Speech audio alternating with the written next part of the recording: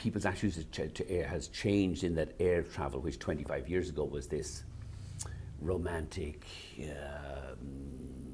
sort of almost sexual experience, it'd be elegant with wine lists and celebrities on board and all the rest of it, all of which was never true, has now become a much more egalitarian and much more functional and much more commoditized business. It's about getting from A to B as quickly, as cheaply, and as affordably as you can. And we're still changing passengers or re-educating passengers in the way that they should travel. I mean, I think one of the great successes we've had in recent years was this idea of charging for checked-in bags. Not because we want the money, we don't. We actually want to get rid of the checked-in bags. And from a position where 5 years ago, 80% of our passengers were checking in a bag, now 20% of passengers check in a bag. They all bring a larger carry-on bag, but that's great.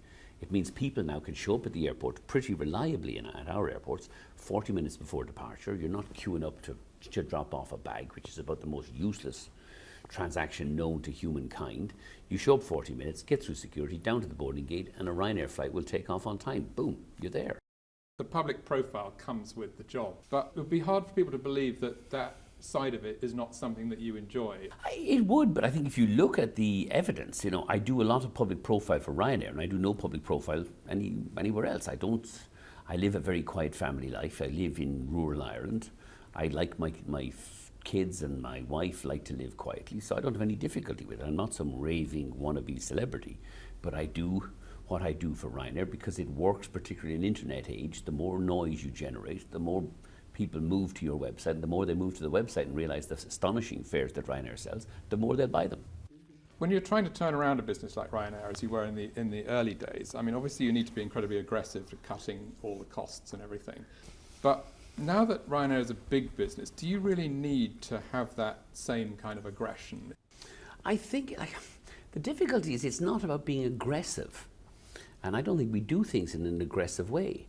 But it's the thing about you changing habits. You're changing the expectations of people in much the same way. The way the internet, for example, has changed the way people consume news and media. It's traumatized the entire newspaper industry. We do the same thing in the airline industry. It's just that too many companies, when you're making these kind of radical changes, and remember, we're making these radical changes to lower the cost of air travel. Everybody loves the lower cost of air travel, but you'll find some of the chatterati don't like the changes. Well, make up your mind. Everybody has a choice. If you want the old way and the high fares with the fuel surcharges, fly with the flag carrier airlines. You are expanding incredibly fast. Is it the case, though, that every new route you add is slightly less profitable than the ones that you've already got?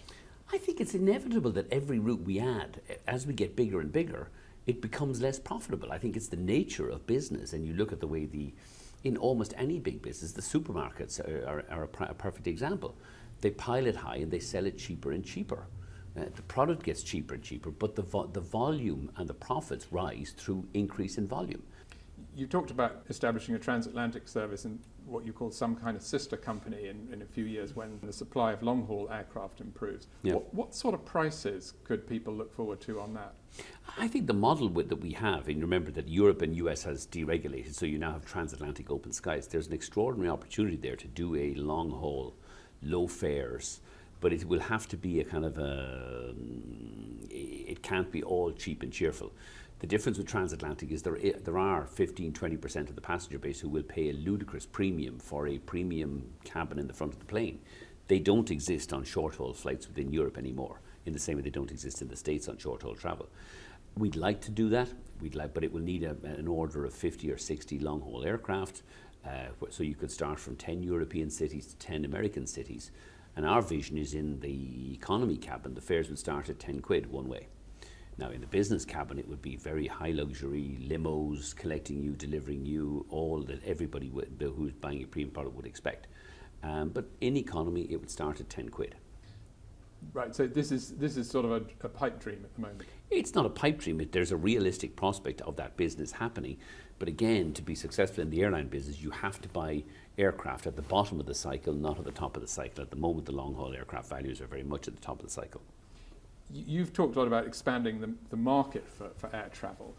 What about the environmental impact of your planes? Because even if people are packed in tight and it's relatively efficient, more people in the air is more pollution, isn't it? Well, in actual fact, what's happening, it's not. And you look at the statistics, the European Environmental Agency itself confirms that air travel in Europe accounts for less than 2% of Europe's CO2 emissions.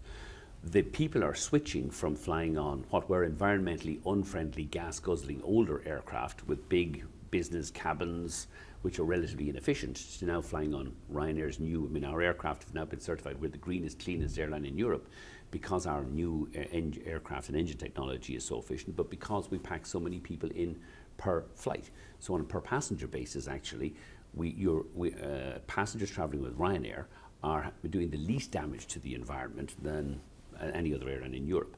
So I think this is the way forward. But if really Europe wants to tackle the environmental contribution of air travel, which is statistically tiny, then we should tackle what causes flight delays, air traffic control congestion, where we have a complete mishmash of air traffic control. It accounts for 95% of our flight delays, and yet the European authorities won't resolve it. Nobody in the world, everybody in the airline industry wants to burn less fuel because it costs $110 a barrel. If we could burn less fuel tomorrow, we would all do it. And the way forward is actually to reform air traffic control in Europe, eliminate those flight delays, and actually you'd have the already statistically tiny emissions of Europe's airlines.